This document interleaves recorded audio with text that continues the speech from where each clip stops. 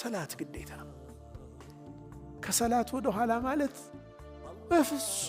በፍጹም መንገድ የለም። ሰላት የተወሰው ይከፍራል አይከፍርም በዑለማዎች መካከል ኺላፍ መኖሩ ብቻ ይበቃል ይላሉ። አንተ ራስህን ካፊር ነው አይደለም የሚባል ውዝግብ ውስጥ እንዴት ለማግኘት ራስህ ትፈቅዳለህ አሉ። ታሪክ الصلاة ሆነ ሰላትን ትተህ ዑለማዎቹ ይህ ሰውዬ ካፊር ነው ወይስ አይደለም ብለው የሚከራከሩበት ሰው ለመሆን ለምን ትፈቅዳለህ ለራስህ? ከባድ ነገር እኮ ነው። የኩፍርና የእስላም ጉዳይ ሆኖ አከራካሪ መሆኑ ምን ያክል ከባድ እንደሆነ ያሳያል። العهد الذي بيننا وبينكم وبينهم الصلاة ብለዋል። ቃል ኪዳን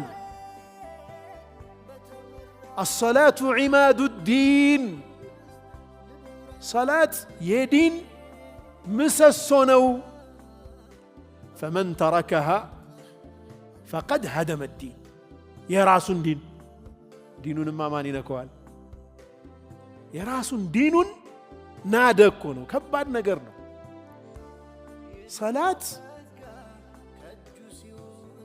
ينيا يمان نتاچن مگلجا يا اخوان عند ጥያቄ ልጠይቃችሁ ከዙሁር በፊት የሆነ አይነት حال ውስጥ ቆይታችሁ ሰግዳችሁ ስትጨርሱ የሚሰማችሁ ስሜት ዱንያ ላይ ምንም ነገር ብታደርጉ ይመጣል ያ ስሜት?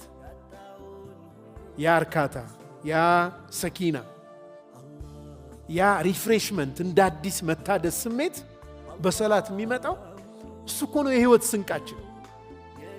أحد العلماء من بلوال صلاة مالتها لك عند غاز ستيشن ነው አሉ። ጋዝ ምንድነው? ማደያ ማለት ማደያ ላይ መኪና ሞልተህ ትነሳለህ። ሲወርድ ፊውል ሎው ሲል ምንድነው ነዳጅ ዝቅ ሲል ሄደህ ትሞላለህ። ካልሞላ መንቀሳቀስ አይቻልም። መሙላት አለብህ። እንደገና አሁንም ትንቀሳቀስና ትሞላለህ። ይሄ መንፈሳዊ ፊውል ነው። በቃ መንፈሳዊ ነዳጅ ነው። ፈጅር ሞልተህ ትነሳለህ፣ ትንቀሳቀሳለህ። ዙሁር ላይ ሎው ይሆናል። እንደገና ትሞላለህ፣ ራስክን ታድሳለህ። እስከ ዓስር ይወስድሃል። እንዲህ እያልክ ዒሻ ላይ ሞልተህ ደግሞ ትተኛለህ። በዚህ መልኩ ነው መንፈሳዊ ህይወታችን የተሳካ ሆኖ ምድር ላይ ያሉ ጣጣዎችን መሸከም የምንችለው ማለት ነው። ካለዛ አይቻልም። ሰው ሰላት የሚሰግደው ለአላህ ብሎ አይደለም ማለት አላህ አይደለም የሚጠቀመው በዛ ውስጥ والله غني عن العالمين። ሰው ለራስ ስትል ጣፍጥ ድንጋይ ምንድነው ጨው ለራስ ስትል ጣፍጥ አለ ድንጋይ ነው ብሎ ይወረውረዋል። ሰው ዒባዳ በማድረግ መጀመሪያ የሚጠቅመው ራሱ ነው። አላህ ገኒይ ነው። አላህ عز وجل የተብቃቃ ጌታ ነው።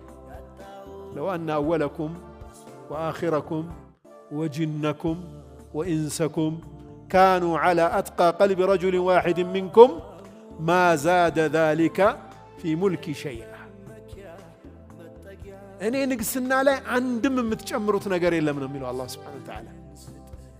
ሁላችሁም ተቅዮች ብትሆኑ ልክ በነቢዩ ሰለላሁ ዐለይሂ ወሰለም ልብ አይነት ሁላችንም ከመጀመሪያው ከአደም ጀምሮ እስከ መጨረሻው ሰውም ጅኑም ተቅይ ቢሆን በአላህ ላይ ስልጣኑ ላይ የሚጨምርለት ነገር የለም። በተቃራኒው መጥፎ ብንሆን በአላህ ስልጣን ላይ የምንቀንሰው ነገር የለም።